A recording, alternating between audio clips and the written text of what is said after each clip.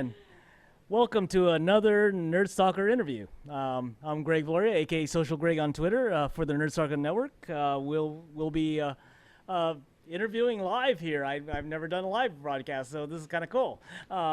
With Sam Rahimi, CEO, co-founder of iBroadcastTV, and Tammy Manor, VP of Marketing, and another co-founder of iBroadcastTV. So this is going to be kind of interesting. I just did my podcast this morning, so I guess I'm kind of wired for sound here. So we'll get right into it.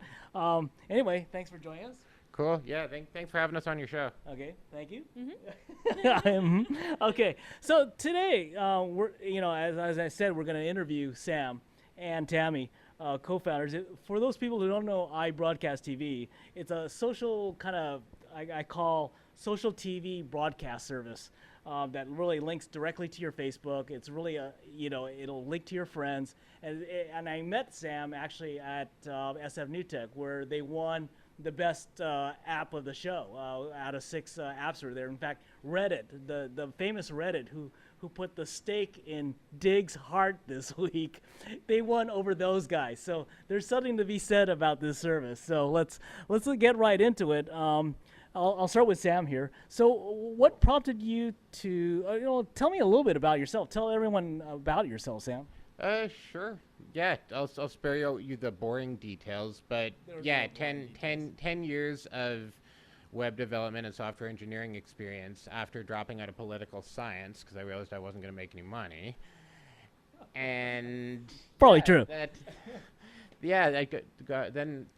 turned into technical management and product development experience.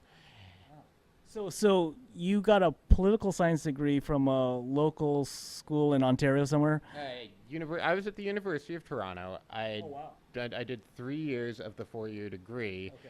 Got a summer job building the website for some internet gambling dude. And I'm like, wow. I am making more under the table from this asshole than I would after like 5 years at like a government job. Right. So you got web experience 10 years ago, and then that just kind of launched your career on the technical realm of knowing how to build websites, knowing how to direct teams, I guess, of website developers. Yeah, pretty much, exactly. I started as a regular web developer, then a lead, then management.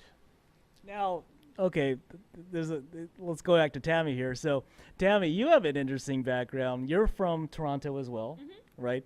And you are a teacher? Yes, I teach high school math. Wow, so that's interesting. So, I'm a math teacher and a political science major from the University of Toronto. Wow, this is kind of cool. Now, did you go to school in Toronto as well? Yeah, I went to McMaster for my undergrad, wow, and then yeah. U of T for Teachers College. Wow. So how long were you teaching before you did this gig? 3 years.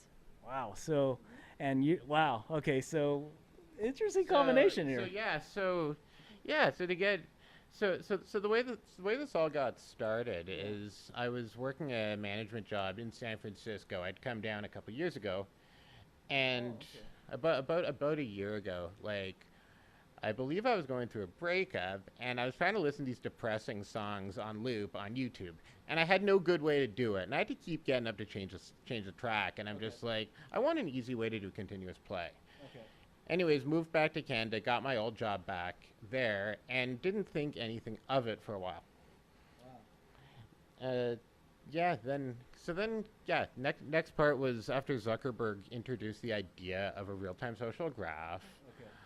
And the kind of different possibilities. I'm like, I thought back to that, and I'm like, oh wow, watching YouTube videos would be the perfect way to meet chicks on the internet. Because I hated dating sites, and I wanted to meet through friends. Wow. So you felt video was a way to get at meeting people online for dating.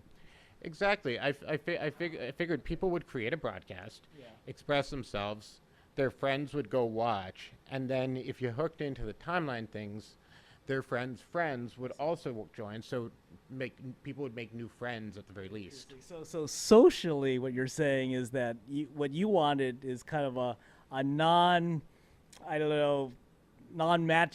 Match.com or whatever dating site you want. You wanted a different experience because you were tired of those other things. I mean, did you actually try some of the other dating services?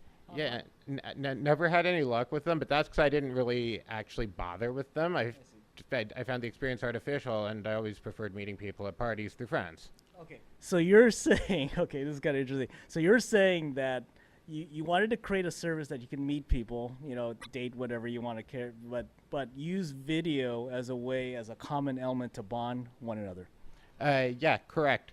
Because one of my jobs in San Francisco a couple years ago was for Roblox. It was a virtual world for children where they would build stuff together out of virtual Lego. And my takeaway from that, and the fact that people spent all their money on it, was that the power of sharing experiences online connected people in a way that sharing content didn't. Okay. Wow. So this is kind of cool. So let's go to Tammy here. Now, knowing what you know, you're the VP of marketing and you're going to be promoting this product. What do you think about this concept that Sam has provided now with iBroadcastTV?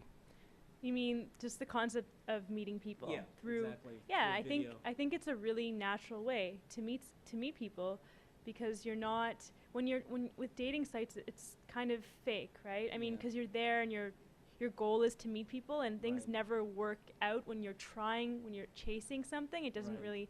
But the good thing about this is that you're watching videos, and you can just randomly come across people that have the same interests as you. You find yourself in the same channel watching heavy metal. You happen to both live in Toronto, and it's just a really natural way, chatting and watching video together. It just there's something like you're experiencing it together, so that makes you feel like you know them a little better. No, this is kind of interesting because it's like watching TV in your living room, but being in two separate places and actually safe. Mm-hmm. It's a safe way of doing it, right? Yeah. So, you could meet someone at Starbucks and you're just like, you're crossing your fingers. Hopefully it'll turn out okay. Also, there's this other concept that I've been involved with. It's called Skype dating. You get on Skype, you get and you just have a conversation, but it is somewhat awkward. Video chat. Yeah, video chat. It is awkward because you don't have another element like the video to kind of share something and get some people's thoughts about it.